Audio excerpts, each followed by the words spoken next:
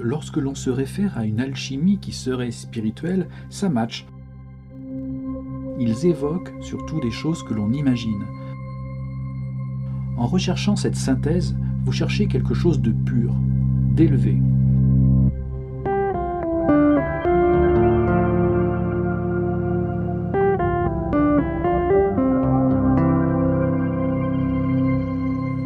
Cet entretien porte sur l'alchimie spirituelle. L'association de ces termes est fréquente dans l'ésotérisme populaire, le développement personnel ou les sociétés initiatiques. Et ce sont autant de situations où on a le souci d'un monde meilleur, on espère en une amélioration de l'être humain par ses propres efforts, et où les bonnes intentions sont la règle. Lorsque l'on fréquente l'occulte ou l'occultisme, on le fait souvent avec de bonnes intentions, et dans cette série d'entretiens qui traite de cette fréquentation de l'occulte, on va tenter d'y voir un peu plus clair. Aujourd'hui, nous allons tenter de cerner simplement de quoi on parle, ou discerner ce qui est subtil de ce qui l'est moins. Chacun des termes alchimie et spirituel est utilisé pour désigner un peu tout et n'importe quoi, mais toujours de façon positive. L'alchimie évoque la transmutation des métaux vils en or, et la vie spirituelle va évoquer l'étincelle profonde de l'âme qui va donner un sens véritable à la vie. Et dans les deux cas, on fait allusion à un enrichissement immatériel. Ces deux termes, alchimie et spirituel, ont en commun de représenter des domaines que l'on ne peut pas saisir facilement, qui sont un petit peu inaccessibles. Donc, lorsque l'on se réfère à une alchimie qui serait spirituelle, ça match, on a l'impression de toucher au cœur des choses. L'alchimie transmute toutes les angoisses métaphysiques en joie, en paix, en connaissance, dans un monde doux et protecteur d'un espace que l'on désigne comme spirituel et qui représente aussi une sorte de sécurité absolue. Donc avec les deux, on obtient la représentation d'un alliage ultime en quelque sorte. L'alchimie correspond à un axe de recherche métaphysique, un art qui se base sur la correspondance occulte entre le monde matériel et le monde métaphysique. Vous avez certainement entendu parler aussi des correspondances, des lois d'analogie, de polarité et autres principes, parfois appelés lois, qui sont autant d'outils conceptuels de la métaphysique antique. Si l'analogie permet d'établir une comparaison, la correspondance suggère que l'action sur un des deux termes agit également sur l'autre. Ainsi, avec l'alchimie, si on agit sur de la matière et que l'on obtient un résultat remarquable, ce résultat sera également obtenu intérieurement par la loi de correspondance. On pourrait tout aussi bien affirmer la chose réciproque. Si j'obtiens un résultat dans les mouvements profonds de mon être, alors la transformation chimique de la matière va se manifester à un moment ou à un autre. Le principe général n'est pas très compliqué, mais il est quand même alambiqué. Par contre, souvent, les alchimistes traditionnels substituent les deux opérations, l'une extérieure et l'autre intérieure, et ils masquent toute la suite des opérations dans un fatras de symboles, de références et d'analogies. Alors analogie ou correspondance, ou des fois c'est une simple allusion, vous voyez que ce ne sont pas du tout les mêmes choses. En fait, la dissimulation est la règle. Le mutisme équivaut à un critère d'accès à l'œuvre ultime de l'alchimie. Et au-delà d'un secret de fabrication, il est question d'une perfection intérieure dont on ne peut se vanter sans la trahir, justement. Ce serait un paradoxe. Donc, il est vrai que l'alchimie a toujours à voir avec une activité spirituelle, tout comme elle a aussi à voir avec de la chimie, à condition que l'on comprenne que les termes eux-mêmes, spirituel et chimie, sont différents de leur utilisation courante, y compris pour l'époque. Aujourd'hui, ces mots d'alchimie et de spirituel ont un point commun, ils évoquent surtout des choses que l'on imagine, sans pour autant se référer à quoi que ce soit de bien précis. L'alchimie a une aura de mystère et de secret, seulement accessible à certains initiés ou réputés tels, à des personnes qui sont sélectionnées pour leur sagacité par rapport à ces domaines-là. Et ce qui est spirituel va toucher au sacré, comme une forme d'aboutissement, de sommet que l'on a atteint, et les deux puisent dans la mémoire collective, sans pour autant se référer à une réalité concrète, à une pratique effective.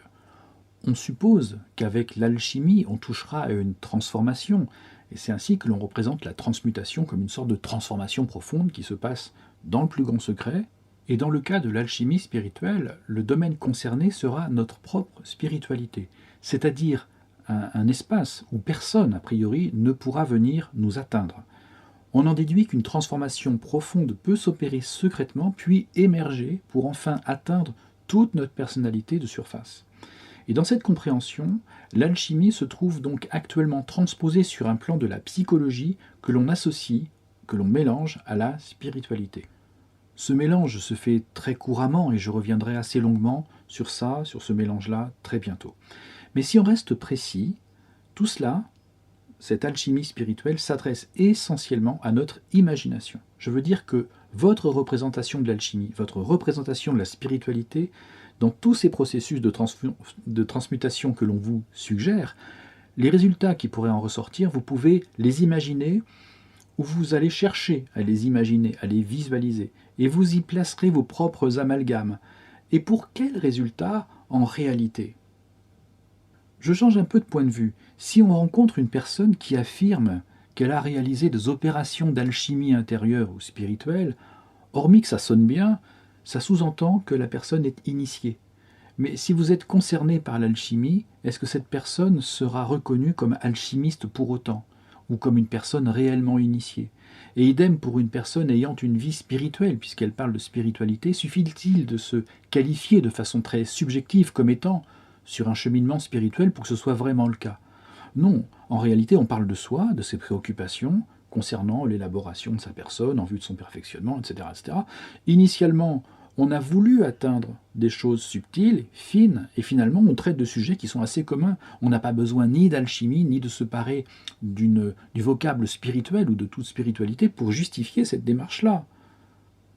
On pense qu'on va transformer des choses en soi, son vécu, ses représentations, ses conceptions, et que va naître de tout ça une sorte d'homme nouveau, d'homme renouvelé, et que nous allons nous auto-enfanter, ou qu'un référentiel vachement alambiqué va nous aider dans ce processus-là.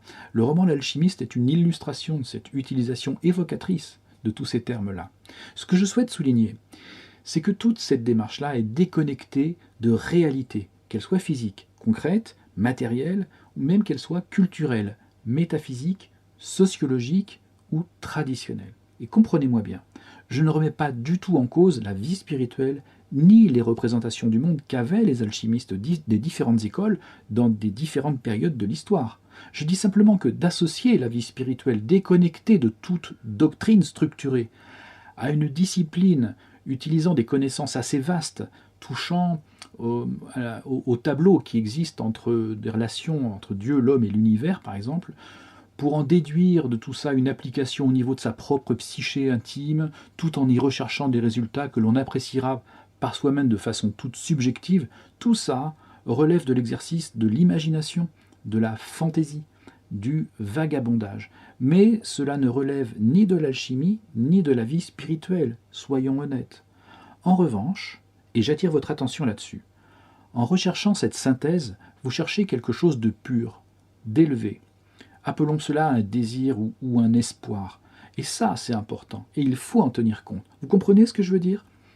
Les notions de secret, de mystère, d'énigme, synonymes de l'hermétisme, servent d'échappatoire à ce système qui est finalement assez rêveur. Mais vos aspirations profondes, elles ne sont pas des fantasmes, ce ne sont pas des chimères. Et si vous le permettez, je vous dirais que votre aspiration n'a pas à se dissimuler derrière toutes ces notions.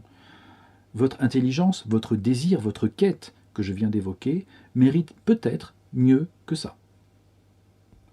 Alors finalement, pourquoi parler d'alchimie spirituelle? Parce que mon rôle sur cette chaîne est d'aider au discernement, particulièrement dans les domaines de la spiritualité, de l'ésotérisme et de l'occulte.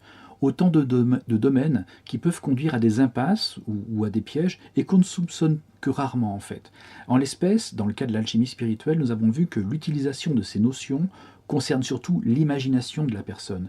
Et l'alchimie étant présentée comme une voie royale, tout comme la spiritualité, la personne peut supposer atteindre des arcanes de l'univers, alors qu'en réalité, cette démarche peut enfermer la personne, peut l'isoler et la conduire à un enfermement intérieur et aussi extérieur, aussi paradoxal que ça puisse paraître. Mon rôle donc était de vous apporter quelques éléments d'aide au discernement sur ce sujet. À bientôt. Allez, salut.